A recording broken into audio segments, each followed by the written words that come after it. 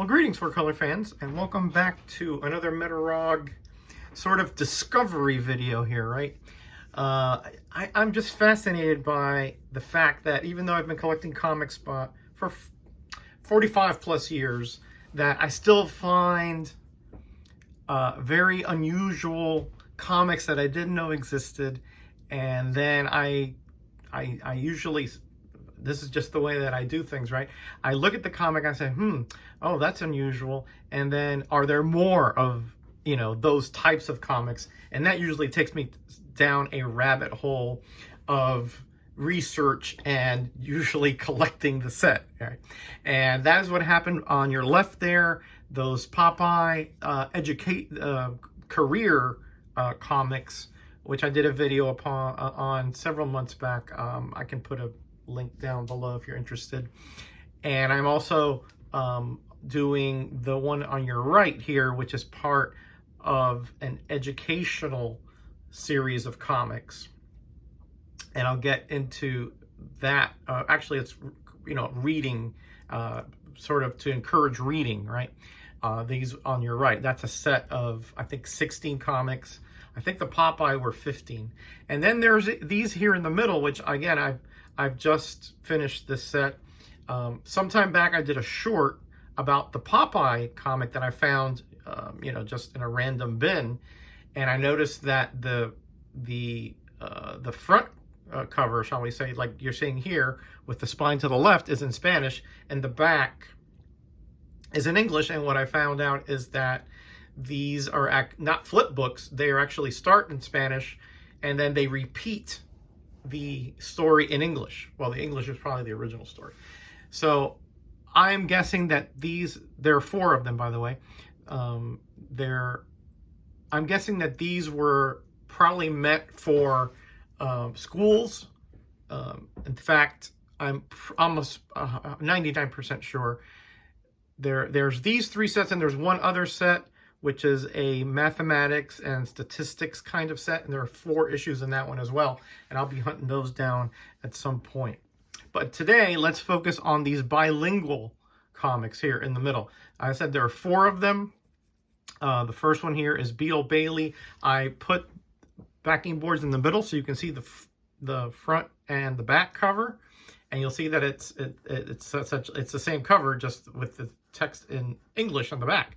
But this one here is Beto el Recluto, which translates to like Beetle the Recruit or the Conscript, right? And then the back cover, as you see, is the exact same one, right? Except that the left spine, on the left is not the spine, but is the opening, right?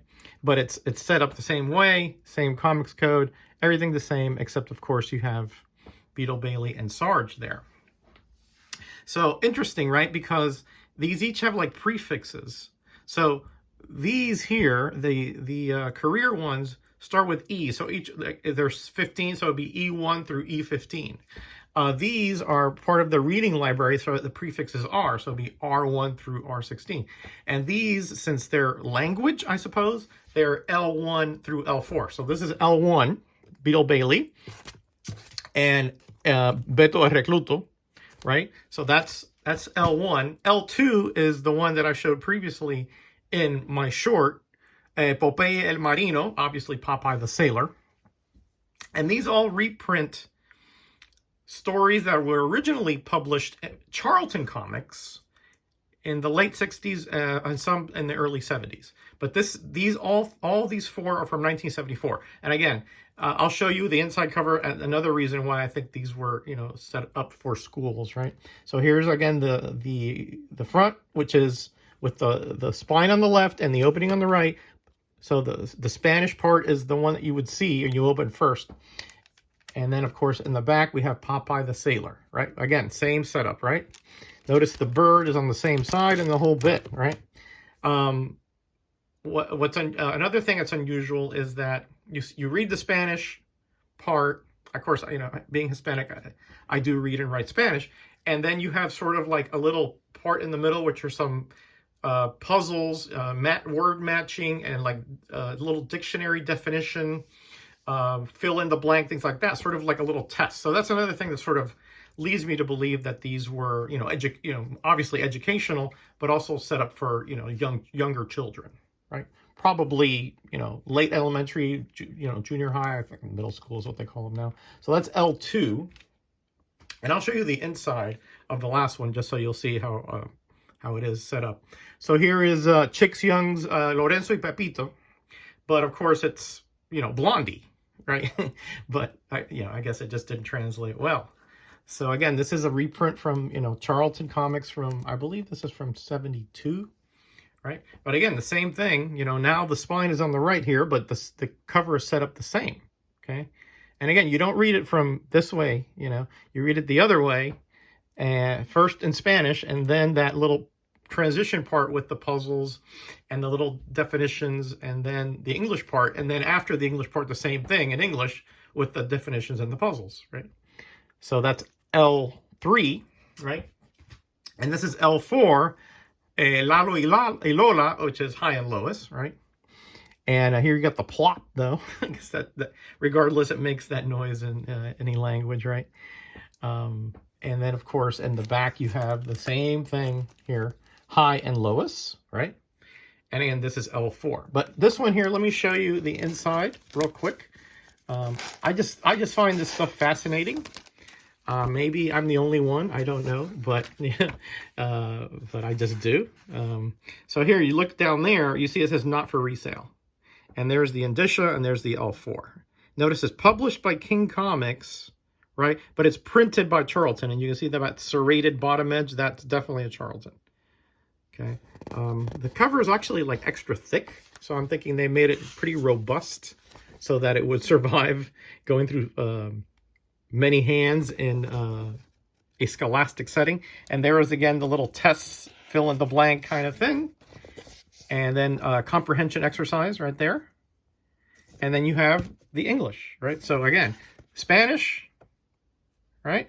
And then there's the English part. And again, it's exactly the same reprints, everything exactly the same, just in English. And including here, you'll see that same dictionary and comprehension exercise. And in the back cover, you'll have a English-Spanish comparisons for, all different, pictures, right? So on the top there, you have despair, repair, or tear. And then, of course, in Spanish, arreglar, cantar, buscar, right? So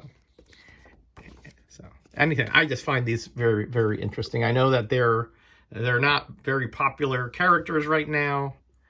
These were mostly, the King Comics were mostly newspaper, funnies, Sunday funnies characters, Popeye, Phantom, Mandrake, obviously High and Lois, Blondie, Beetle Bailey, etc. But the fact that they produced these comics specifically and altered them for these purposes, one thing, it shows me that the comics can, have an impact beyond just entertainment, right? If they are attractive to youngsters, they can actually be helpful in choosing careers, in enhancing reading comprehension, and teaching languages, as you can see. And plus, that once I find that last one, and also for more technical stuff like mathematics, graphs, things of that nature, charts, things like that. So to help you comprehend the more technical aspects of either learning those skills, or just what you see out here in the world on a semi-regular basis, at least back in the 70s for sure. So that's it. I just found this to be very interesting, and I just wanted to share that with you. Again, if you know any other information about these sets, especially the bilingual one, I'd love to know about it. But I'm pretty sure that these was somehow sold in a set, or even perhaps given to schools, because I guess it could be some advertising there also for their regular comics. All right, everybody, I'm out of here. Less than 10 minutes. Fabulous. Everybody, be kind to each other, be blessed, and be back.